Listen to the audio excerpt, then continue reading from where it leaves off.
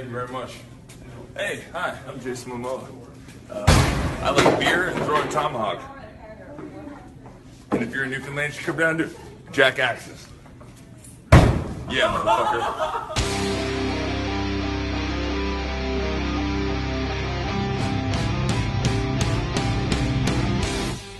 Have any of the opinions of your family members in the show changed? But I imagine most of them are dead, so I didn't really see them. Most are dead. Have my opinions on my family members changed? Yeah, in the show.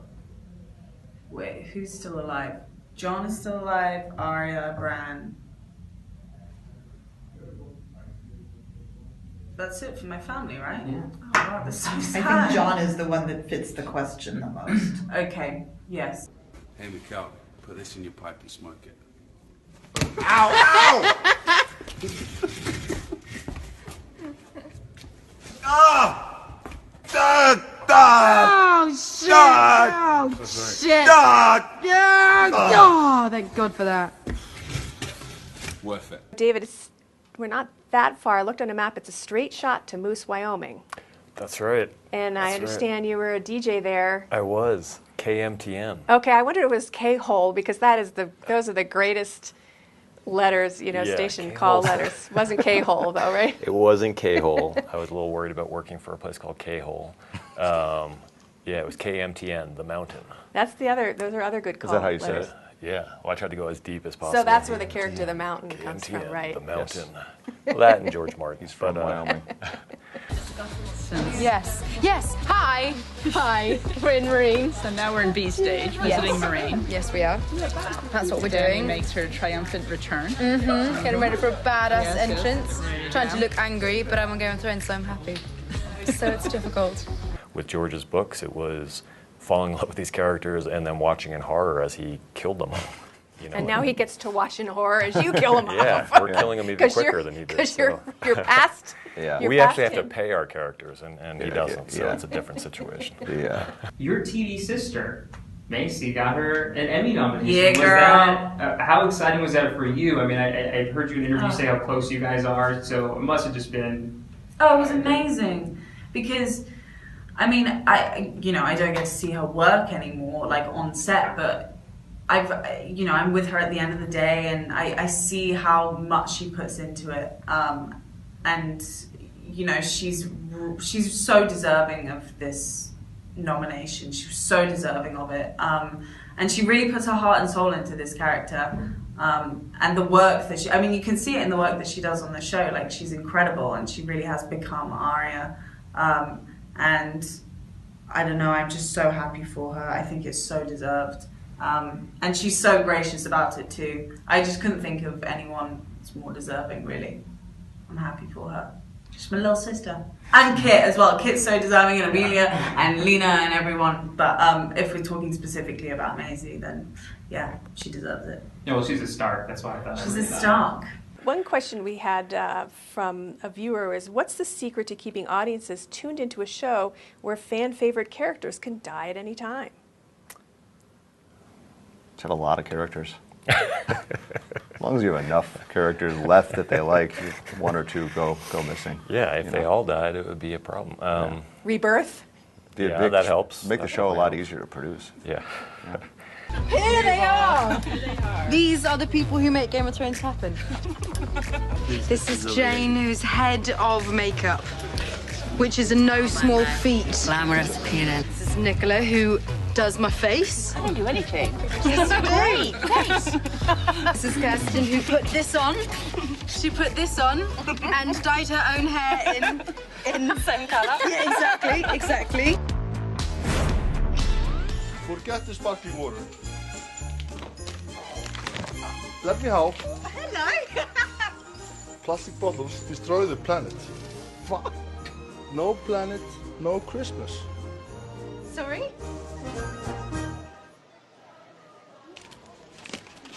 What are you doing?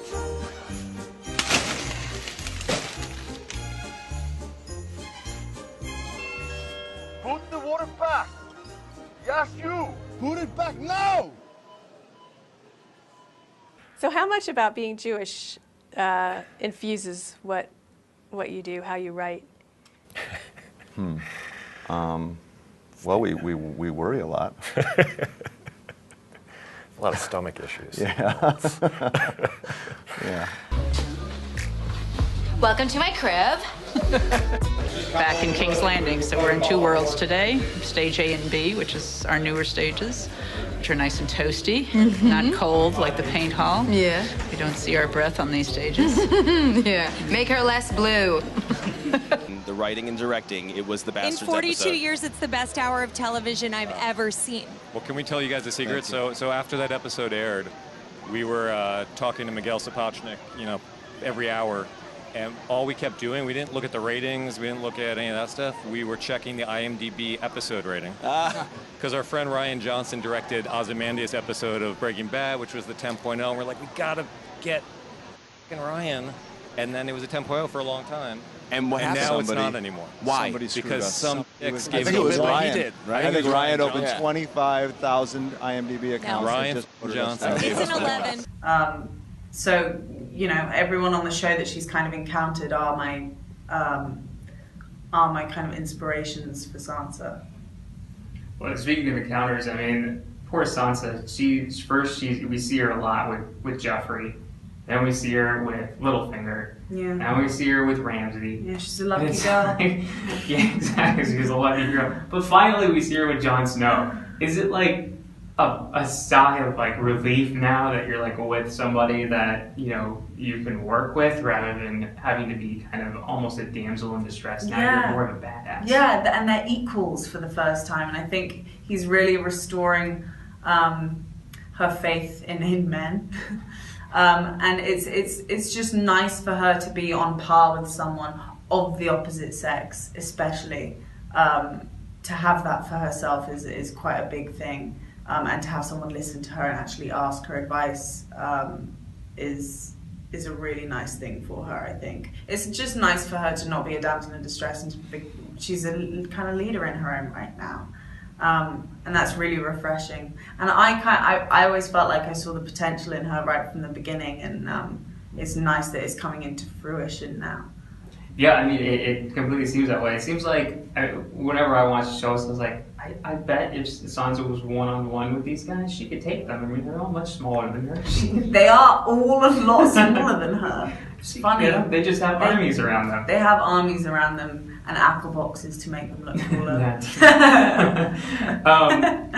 I really liked horses before we started working on the show, but they I love the way they look. don't take direction well. I love the way they look when it's all done. How about those dire wolves? Do they take direction pretty well? No, terrible. Probably worse than the horses. Wolves kind of just do what they want. We have the wolf trainers are really, really excellent, but they're wild animals, and they're you can't train a wolf to do the things you can train a Jack Russell Terrier to do. It's just literally not in their DNA. And you can't ride them. So we have these amazing riders led by Camilla Napus, our horse mistress, and the incredible things they can do, not only incredible to look at, but also that no one gets hurt, the rider or the horse. Yeah, and with a wolf, it's you don't have that kind of human-wolf interaction. We can't really have people interacting. Well, first of all, the wolves need to be blown up, scaled up with visual effects to like about half again as big as they are. So the wolves are, and for safety reasons, the wolves can't be in the same space as actors. So it makes it every wolf shot you see is a visual effect. You realize I've made it through this whole interview without saying the word dragon. Oh, you have. Oh, nice. No, I haven't. You've blown it. Oh yeah. Yeah, I blew There it. it is. Dragons and dragons. Dragons are easy. Yeah, they do whatever you tell them. Yep. It's really hard because I've got dark hair. I don't look anything like this. And now I look like this. And there's a good couple of hours work that goes into that. And this is Kate makeup. More amazing makeup. Kate, where's my coffee? I don't want to give away any secrets. What are you doing? Just fixing the telly. Ultimately, when people watch the series, is it entertainment, or do you want them to be seeing something deeper, reading something deeper into it? Well, hopefully both. I mean, I don't think people would stick with something for 60 hours if they're not entertained, because otherwise it's just too much broccoli. I think we always kind of said that we didn't want to make a spinach show, and we didn't want to make a popcorn show. We kind of wanted to make a steak show. You know, something that like that you don't need to. So nobody needs to force you to eat your steak.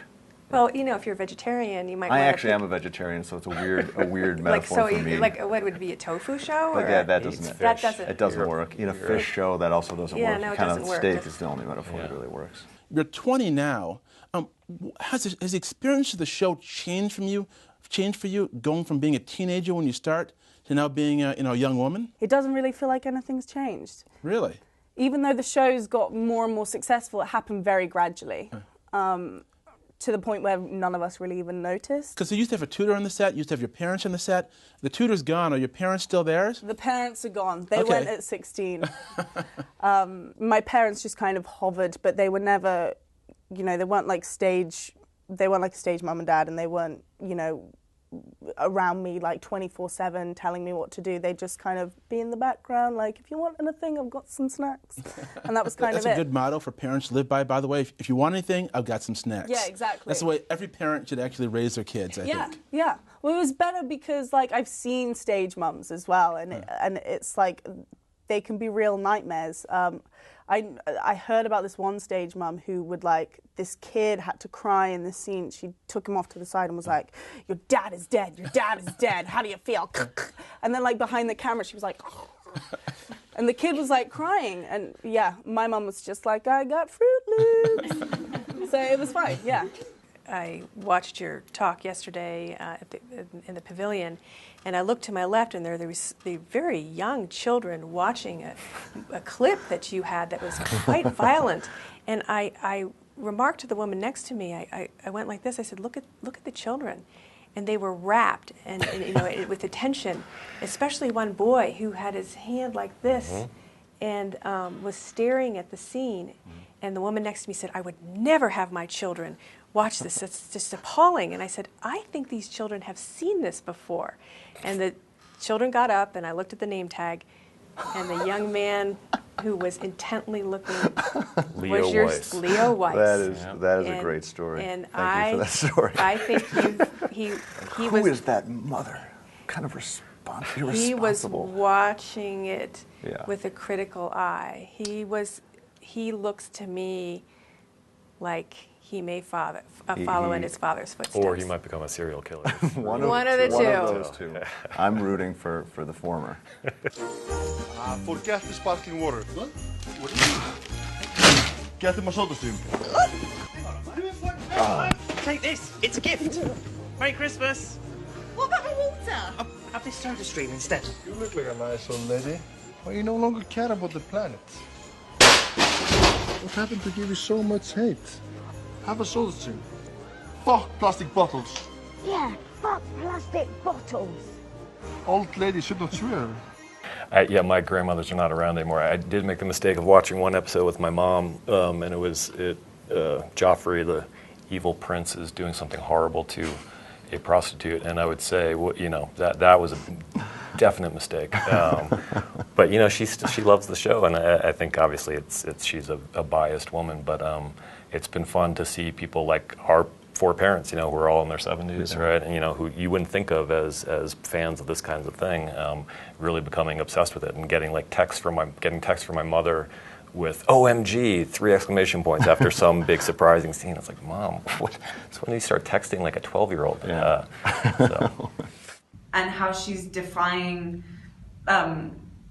patriarchy of the time, and all of the social boundaries that are put upon young women in those times. I love how she's breaking all of those kind of stereotypes, and yeah, she's doing a lot. She's doing a lot of good things at the moment. She inspires me. She is. But on the flip side, so are you, and there's a lot of success coming your way. And so we want to thank you for joining us. The Globes are coming up. Screen Actors Guild, now that Downton Abbey's out of the way, hopefully you guys got this one wrapped up. We're waiting for that to go. And congratulations to you and everything that you've accomplished too. And we look forward to talking to you again. Thank you, me too. Thanks, guys. That was so nice.